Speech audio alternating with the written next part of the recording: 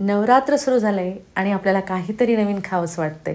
नुसतं साबुदाणा खिचडी खायचं म्हटलं की कंटाळा येतो. काही चवीचवीचं असलं की जरा बरं वाटतंय. तर अगदी तशाच पद्धतीचे खमंग आणि कुरकुरीत न फुटणारे वडे, म्हणजे ज्यावेळेस आपण वडे तळतो ना, तेल वरती येते तसं तेल वरती येणार नाही, अशा ट्रिक्स सहित मी तुम्हाला इथे साबुदाणा वडे कसे करायचे आहेत ते सांगणार आहे.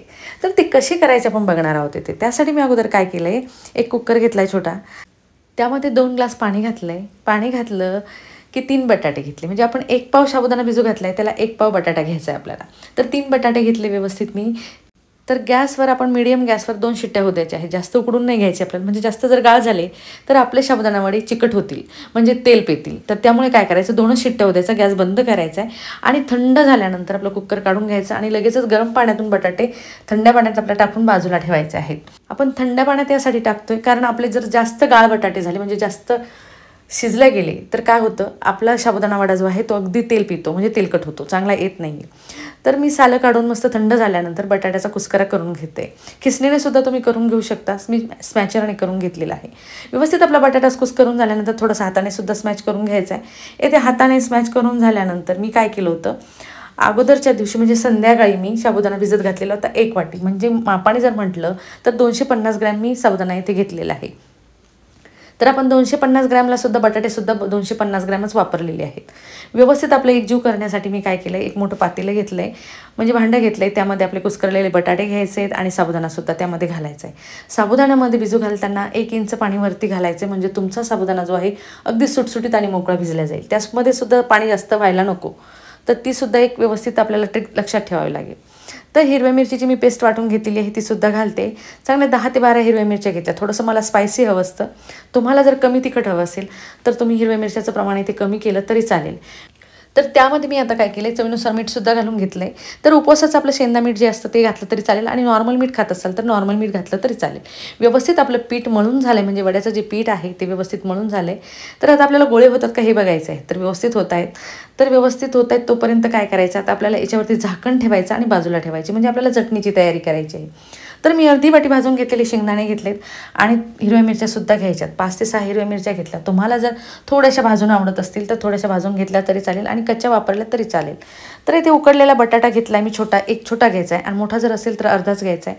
1 चमचा साखर घेतली, चवीनुसार मीठ घातलं आहे आणि कोथिंबीर तुम्ही उपवासामध्ये खात असाल तर घालायची आहे. नाही खात नसाल तर अजिबात तुम्ही कोथिंबीर इथे वापरू नका. तर चांगलं मी 1 वाटी दही घेतलं आहे. दह्याने काय होतं, गोड दही असेल तर 1 वाटी घाला, आंबट दही असेल तर अर्धी वाटी घाला. तर पेस्ट आपली करताना काय झालं, थोडंसं पाण्याचं प्रमाण आपल्याला टाकावं लागेल, म्हणजे पाणी टाकावं लागेल. तर मी अर्धी वाटी पाणी घातलं आहे आणि वड्याला लावता येईल अशी चटणीसुद्धा करून घेतलेली आहे. तुम्हाला याच्यापेक्षा पातळ हवी असेल तर पातळसुद्धा करू शकता. मी तुम्हाला जवळून दाखवते. चटणी अगदी बारीकही नाही आणि खूप जाडही नाही, मस्त चटणी अशी आपली तयार आहे. तर ही चटणी आता म्हणजे आपली वड्यासोबत खाण्याची जी चटणी आहे ती बाजूला ठेवतो आहे आणि आता आपल्याला पुढची तयारी करायची, कारण वड्याचं पीठ आपण म्हणून ऑलरेडी ठेवलेलं आहे. त्यानंतर आपल्याला एक कढई घ्यायची आहे. कढईमध्ये तेल घालायचं आहे तापण्यासाठी. मस्त तेल आपलं तापण्यासाठी घातलं, गॅस ते अगोदर फुल करायचं आहे आणि तेल आपलं तापून आपल्याला मीडियम, जसं आपण तापून घेतो, खूप हाय तापून नाही घ्यायचं, म्हणजे खूप कडक तापून नाही घ्यायचं किंवा कमीही तापून नाही घ्यायचं. कमी जर तापल्या गेलं तर काय होईल, ही एक ट्रिक आहे तुम्हाला परत. कमी जर तापल्या गेलं तर तुमचे वडे खाली चिटकतील आणि जास्त तापल्या गेलं तर एकदम तळल्या जातील. त्यासाठी तेलाचं टेम्परेचर अगदी व्यवस्थित असलं पाहिजे. आणि हो, परत एक टिप्स, ज्यावेळेस आपण साबुदाणा वडे करतो चपटे करून करतो, चपटे करून सुद्धा केले तर जास्त पातळ केले तर तेही फुटणार नाही. पण काय करायचं, असे जर केले ना, आपण पूर्ण गोल करून घ्यायचे आणि त्याला मधोमध छिद्र पाडून घ्यायचे, तर तुमचा वडा जो आहे तो कढईतल्या कढईतच थोडासा फुटेल, पण वरती तेल येणार नाही आहे. तर एकदा तरी ट्राय करून काय बघा अशा पद्धतीने, कारण आपण थापून तर करतोच नेहमी, पण थोडंसं छिद्र पाडून जर घेतलं तर कढईमध्येच फुटतील, वरती तेल अजिबात उडणार नाही. तर आपण तेलाचं टेम्परेचर चेक करून घेतलं आहे, चांगलं तापलेलं आहे. त्यामध्ये वडे घातलेत मी, 4च घातले. याच्यासाठी 4च घालायचे, एकदम जास्त घालायचे नाही. जास्त जर घातले तर आपलं तळण्याचं आणि तेलाचं टेम्परेचर एकदम जास्त टाकल्यानंतर तेल अगदी थंड होतं. थंड झाल्यानंतर मग वडा काय होतो, अगदी तेल पिल्या जातो. तर त्यासाठी व्यवस्थित म्हणजे आपलं तेलानुसार मोकळे तळल्या जातील अशा पद्धतीने साबुदाणा वडे त्या तेलामध्ये घालायचे आहे. तर 4च मी वडे घालून घेतले, म्हणजे व्यवस्थित मोकळे तळल्या जाईल आणि तेलाचं टेम्परेचरसुद्धा मॅनेज होईल आपलं. त्यासाठी व्यवस्थित आपल्याला तळून घ्यायचं आणि तळताना काय करायचं आहे, एकसारखे खालीवर करायचे, म्हणजे तुमचे वडे अगदी व्यवस्थित तळल्या जातील आणि खरपूससुद्धा तळल्या जातील. तळताना वडे आपण उलटपालट करून घेतले आणि वरती आली की त्यावेळेस गॅस थोडा मिडियम करायचा, म्हणजे एकदम कमी केला तरी चालेल. जितके तुमचे वडे खरपूस तळतील आणि मस्त लाल होतील तितकं तुमचं अजिबात तेल पिणार नाही आहेत आणि वरतून कडक आणि आतमध्ये नरम असे वडे गरमागरम खायला तुम्हाला मस्त लागतील. तर आपण परतसुद्धा त्याच कढईमध्ये तुम्हाला मी वडे टाकून दाखवलेले आहेत आणि व्यवस्थित तळूनसुद्धा दाखवते.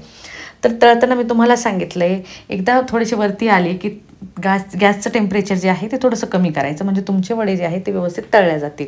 तर अगदी व्यवस्थितपणे जर तुम्ही वडे केले तर तुमचेसुद्धा वडे अगदी तेलकटसुद्धा होणार नाही आणि खरपूससुद्धा होतील. आणि वरचा भाग जो आहे वड्याचा तो अगदी कडक असतो आणि आतमध्ये नरम येतात. आणि न तेल पिणारे झाले की वडे खायलाही खूप छान लागतात. तर अगदी सोपी आणि झटपट होणारी रेसिपी आहे, कोणालाही जमेल इतकी परफेक्ट रेसिपी आहे. तर अगदी चटणी मस्त झालेली आहे, चटणीसुद्धा ट्राय करून बघा. तर सोपी रेसिपी आहे आणि झटपट होणारी रेसिपी आहे. तर या उपवासाला नक्कीच ट्राय करून बघा. तुम्हाला जरी माझे साबुदाण्याचे वडे आवडले असतील आणि तुम्ही माझ्या चॅनलवर नवीन असाल तर माझ्या चॅनलला सबस्क्राईब, लाईक, शेअर, कमेंट करायला विसरू नका. तर चला भेटूया अशाच नवीन नवीन आणि सोप्या सोप्या रेसिपीसोबत. तोपर्यंत बाय.